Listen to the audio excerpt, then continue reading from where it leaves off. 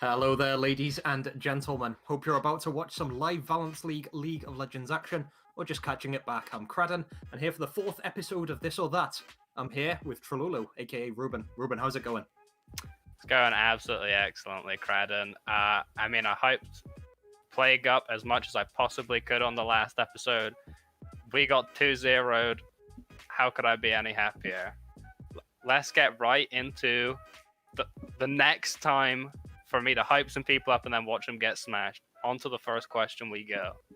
Hell yeah. What is the better strategy in Valence League?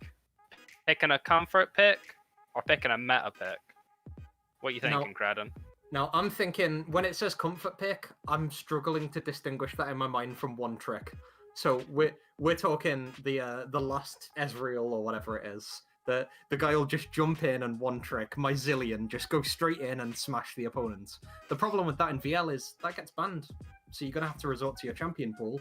And there's probably meta picks in your champion pool anyway. So a comfort pick would be great if the opponents decide not to submit a lineup and lose bans. But if you're really good at your comfort pick, that ain't getting played. I'll use a bit of anecdotal evidence, right? We on Plague, we're like, okay, guys, we've studied LEC, and by we've studied LEC, I mean our coach watched a couple games and wrote like 5 paragraphs. Nice.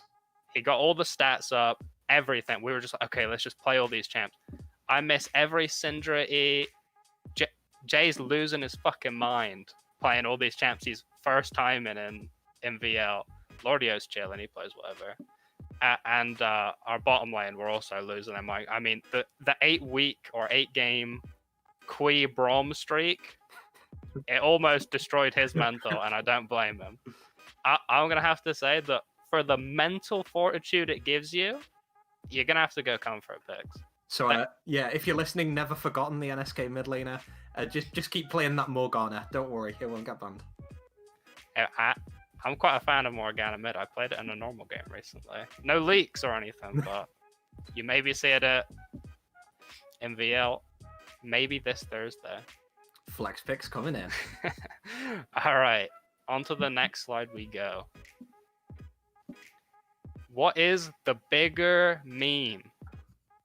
Valence League coaches, I love that blackboard, or Division 4? Ooh. aka the LCS.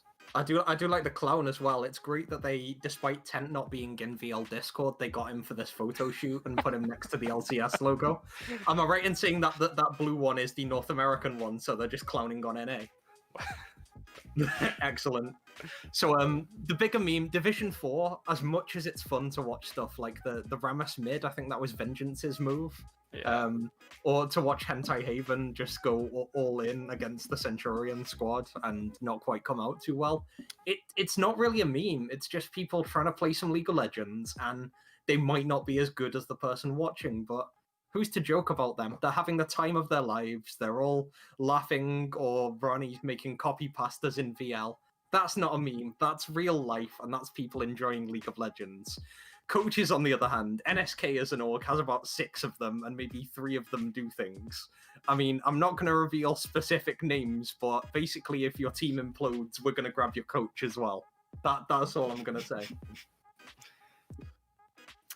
For me,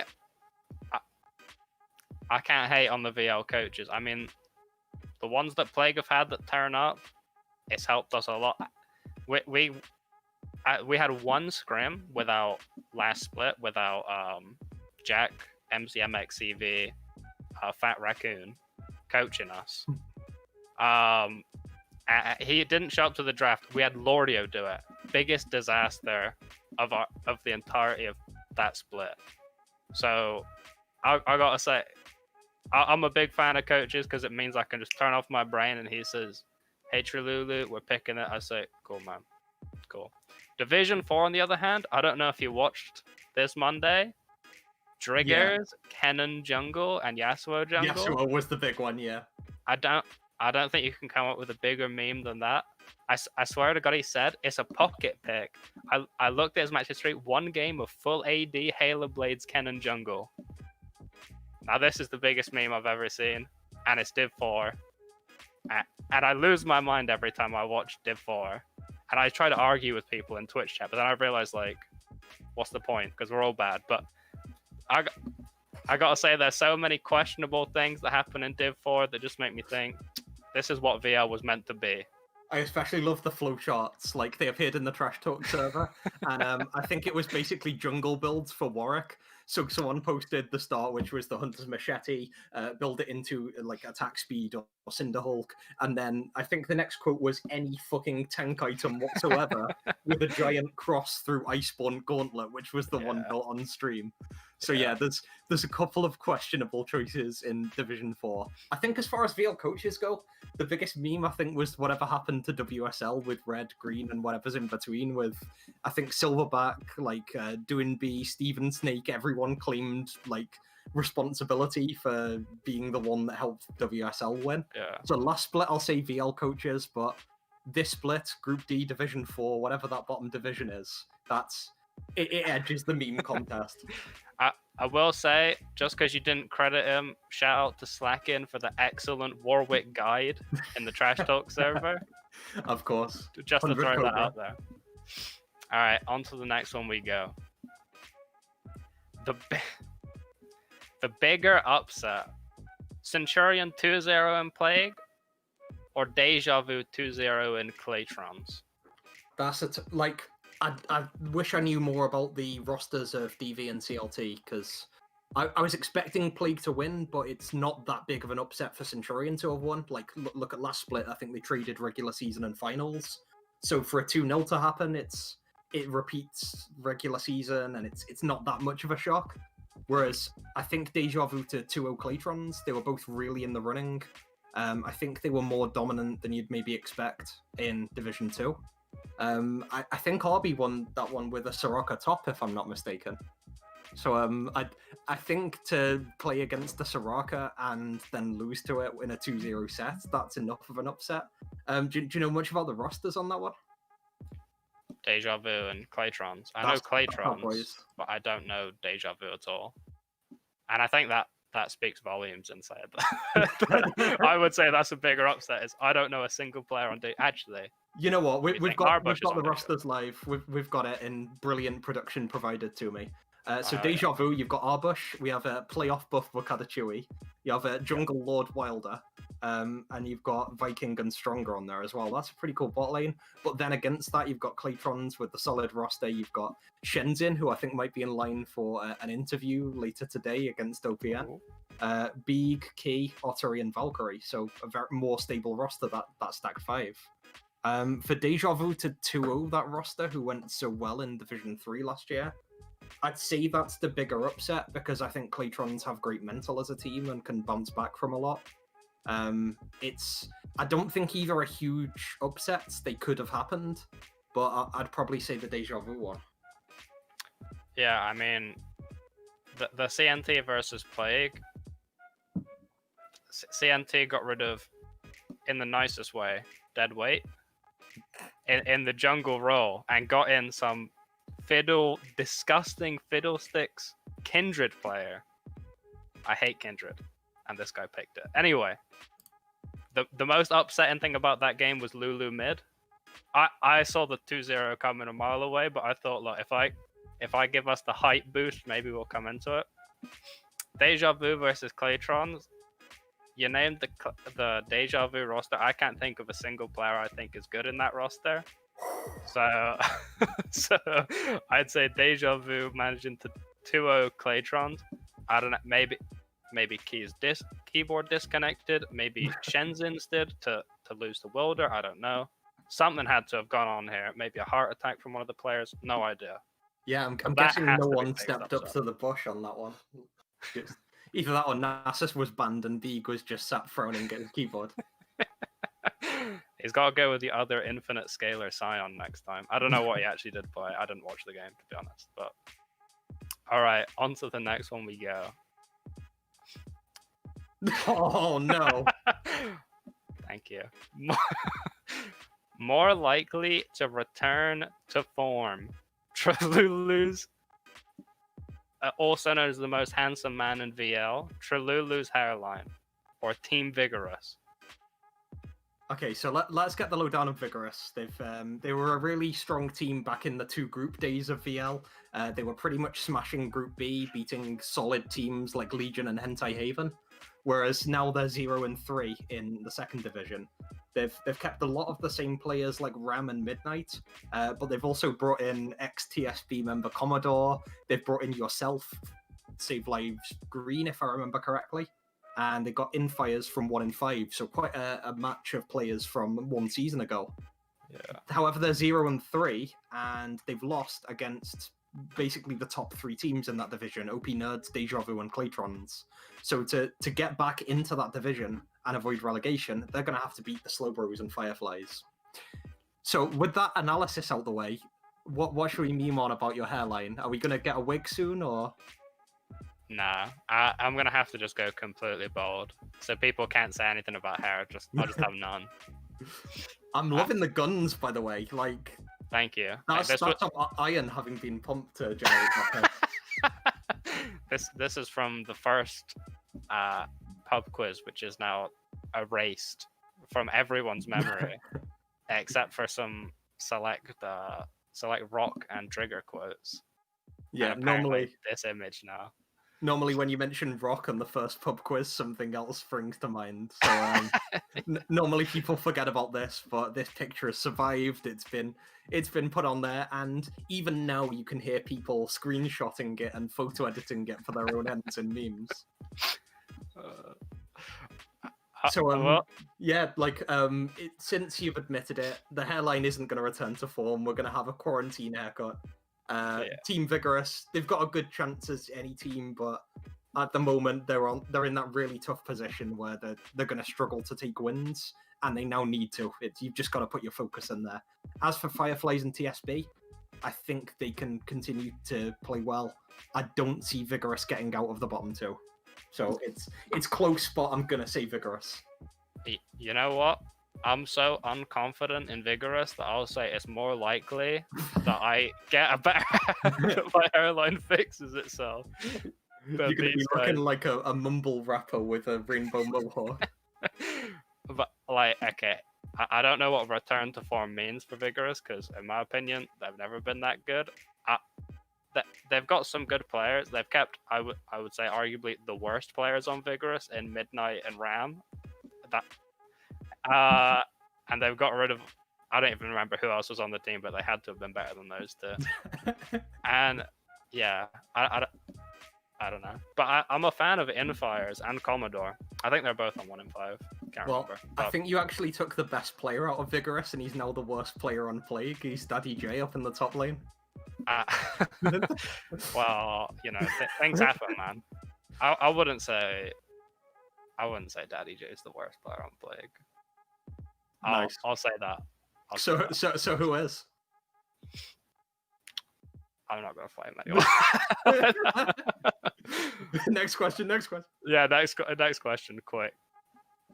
All right, what is the biggest balance blunder?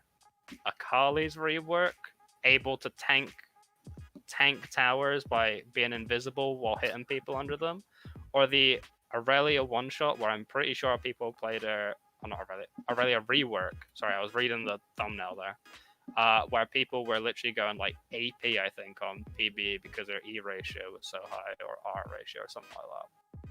Yeah, for me, it's the Akali because, well, if we go through each of the 2, Akali I distinctly remember, and as someone without hands, I like to play fairly static champs, simple mechanics, and when I played Akali a few times, I realized with the amazing healing you got from Q, a bit of mobility, I actually had the fleeting feeling of, this could be the transition champion for me. I'm playing so well on this champion that maybe I could switch to being a mid laner or a top laner or someone who does lots of 1v1s and it's the champion being overpowered. That's why that was possible. So Akali has a big place in my mind. When I think of Aurelia, I think of the original Season 1 Better Nerf Aurelia memes. Yeah. And the Aurelia rework stands out, but not as being particularly overpowered. So I'd swing towards Akali from the anecdotal evidence. Okay. I think with Akali, I'm not too big on... I can't remember. I haven't got the best memory, but the Aurelia, I hated Aurelia before, and she was just such a poorly designed champion. It's like when you're below a percentage of HP compared to your opponent, you stun instead of slow or something like that, and you just healed off every auto. I think reworking her was the right idea. Akali also needed to be reworked, but they somehow made her worse. I absolutely hated playing against Akali. She'd throw a Q at you, and you'd think, okay, what's that gonna do? She'd ulti onto you with her 3 charges, heal to full HP off one of them, pop another one, and you just what can you do? Everything in her kit was targeted. Absolutely hated Akali, and the only thing you could do was pink ward when she put a shroud down. That they thought, okay, we've got the one piece of counterplay to Akali, pink ward. Let's remove that counterplay, make it so even turrets can't see her anymore. What the fuck, Riot? What are you thinking? We're back to Pantheon 4 Black Cleavers in a row days with that level of OP, but in throwing the invisibility, it's just it's Teemo levels of tilt. I'll say it's Akali just because she needed a rework, and they somehow made her even more annoying to play against. And Aurelia, they made it so that in my silver promos, someone's not going to pick Aurelia and do okay. They're going to first timer it, they're going to int their face off. I'm okay with that. But yeah, Akali rework, annoying as hell. Next slide we go. What is the most likely of these two on during the pub quiz? Me and Ice donate 100% of the prize pool, or Rock gets nude on stream. By the way, I think the prize pool screenshot they've used, it looks like it's from Dota. Like, the text looks like it's from the International. I think it is, yeah. So, yeah, nice one, whoever made this. Betraying VL, a League of Legends organization, with Dota 2 graphics. Are you sure you're in a tenable position right now? Get out of here. Either way, Ice and Trololo, I think you lost a significant portion of your wallet that night, but Joycey got bowled, so it was sort of worth. Yeah, so did Valk as well, so... Actually, yeah, that they might have even done it side by side. Then again, we've also got Drigger in the background, and the less said about that one, the better. So, yeah, the other half, Rock getting nude on the stream. We're 1 for 2 on that at the moment. He's now no longer in the admin team, so maybe that will bring out his rebellious streak. Maybe. It's going to be requested a lot. It's become a meme. Like, he may whip out the 2-incher again, but we don't know if that's going to take place. And yep, I am going to make a small penis joke live on a piece of content on stream. Hi there, viewers. Yeah, I can see more people donating to the prize pool than 2 people. I can't see Rock getting nude on stream again. But if we're going for more likely, we're going to go for the Ice and Trolulu big bank account. Your wallet's going to be empty at the end of quarantine. Wow. I'll counter your argument with the reason Rock didn't get nude on stream during the second is because 1, it was a lot more tame, and 2, Rock went there. He said, I'm going to have to dip. I'm saving myself for marriage. He's getting married to this 3rd pub quiz, right? Excellent. Me and Ice donating 100% of the prize pool. We've got an entire team dedicated. So it won't just be me and Ice, but it'll be me, Ice, Rock, and we're still looking for a new member. So guys, if you've got a webcam, if you've got alcohol, and if you got some money to throw at all these forfeits, please, I beg of you, just come to our team, and you may witness that option of this or that slide. So that's some incentive for you guys. And the big question shameless little plug. Does anyone want to see that? Hey man, well, okay.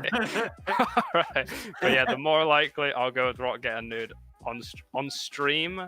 I mean, he's not going to do it on stream because I don't think he'll be on stream. Discord. Yeah, in the Discord call. Almost guaranteed. No doubt in my mind.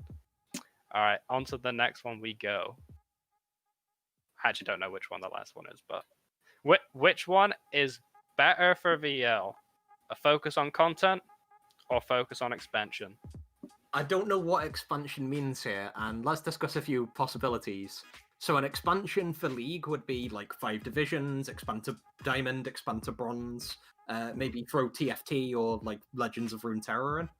Or could it be like completely different games? So we've got F1 already. There's a few Civ and Stellaris games going up. Maybe we could have like an online Cluedo League in VL. And I think at that point we'll have jumped the shark a little bit. Content, on the other hand, I don't think that's like a different goal than expansion, because even if there's a VL Tiddlywinks League, I can see there being like an annoying guy being banned bit of Discord flame, or like a podcast a la Let It Rip for Tiddlywinks League. Yeah. So I think you can do both. The better one, I think it's probably best to have the content focus and keep the same. But is there anything, Ruben, that you'd want to see VL expand into?